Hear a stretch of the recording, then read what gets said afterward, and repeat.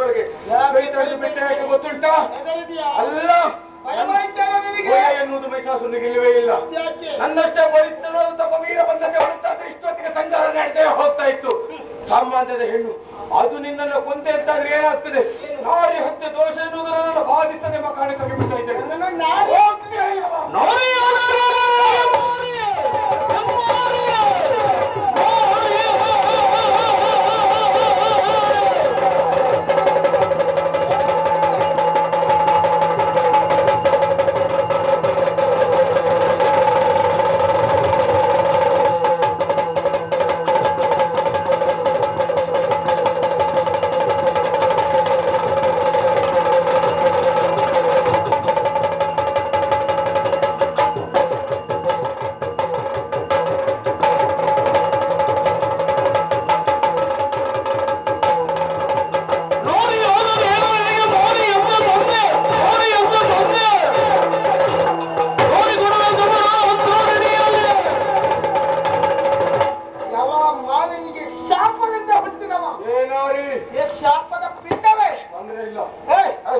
ನಿನಗೆ ಯಾವುದೇ ತೊಂದರೆ ಇಲ್ಲ, ಹೆಚ್ಚು ಕಡಿಮೆ ಇಲ್ಲದ ಹುಚ್ಚಾಗಿರಪ್ಪ. ಹುಚ್ಚಾದಕ್ಕೆ ಕೆಡಕುದಕ್ಕೆ ಬಂದದ್ದು.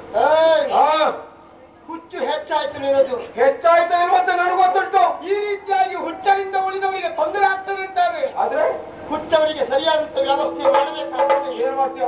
ಎಲ್ಲ ಹುಚ್ಚು ತಾನವ ಏನೇ ನಾರಿ ವರ ನಿನಗೆ. ನನ್ನನ್ನು ನಾರಿ ಎಂದು ನೀನು ತಿಳಿದೆ. ಸಾಮಾನ್ಯ ನಾರಿ ನೀನು. ನಾನು ನಾರಿಯಾದೇನು ನಾರಿ ಆಗುತ್ತೇನೆ. ಹೇಗೆ? ಯಾರಿಗೆ ವಲಯ? ಯಾರಿಗೆ? ಯಾರು ಧರೆಯಲ್ಲಿ ಧರ್ಮಾತ್ಮರಿದ್ದಾರೋ, ಸಜ್ಜನರಿದ್ದಾರೋ ಅಂತವರಿಗೆ ನಾನು ನಾರಿಯಾಗುತ್ತೇನೆ. ಓಹೋ. ಲೋಕ ಕಂಟಕರಾಗಿ ಯಾರು ಅನ್ಯಾಯವನ್ನೇ ಮಾಡುತ್ತಾರೋ ಅಂತವರಿಗೆ ಬ್ರಹ್ಮಾರಿ ನಾನು.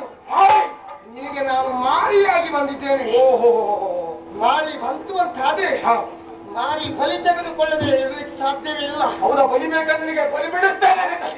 ಬಲಿ ಬಿಡಿಸುವುದಲ್ಲ, ಬಲಿ ಬಿಡಿಸುವುದಂತ ಹೇಳಿ ಹೇಗೆ ಗೊತ್ತುಂಟು? ಹೇಗಂತ? ಹಾಗೆ ಆಹಾರ ಬೇಕು. ಆಹಾರವೇ ಬೇಕು ಮಾರಿಗೆ. ಹೌದಾ? ಹೌದಲ್ಲ? ಸಾವಿರಾರು ಕೋಳಿಗಳನ್ನು ಬಲಿ ಕೊಡ್ತೇನೆ ನಿಮಗೆ. ಇಲ್ಲ, ತೃಪ್ತಿ ಪಡ್ಕೊಂಡು ಹೋಗದೆ. ಸಾವಿರಲ್ಲ, ಯಾವುದನ್ನು ಕೊಟ್ಟರೂ ನಾನು ತೃಪ್ತಿ ಆಗಲಾರೆ. ಹೌದಾ?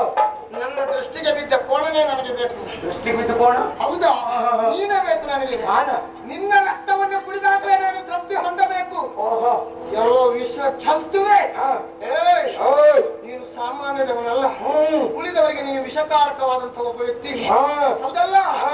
ನಿನ್ನನ್ನು ನಾನು ಕಡಿತೇನೆ, ನಿನ್ನ ರಕ್ತ ಕುಡಿತೇನೆ. ನಾರಿ ಎಂಬ ಕಾರಣಕ್ಕಾಗಿ ಇಷ್ಟೊತ್ತಿಗೆ ಬಿಟ್ಟಂತೆ ತಪ್ಪಾಗಿ ಹೋಯ್ತು.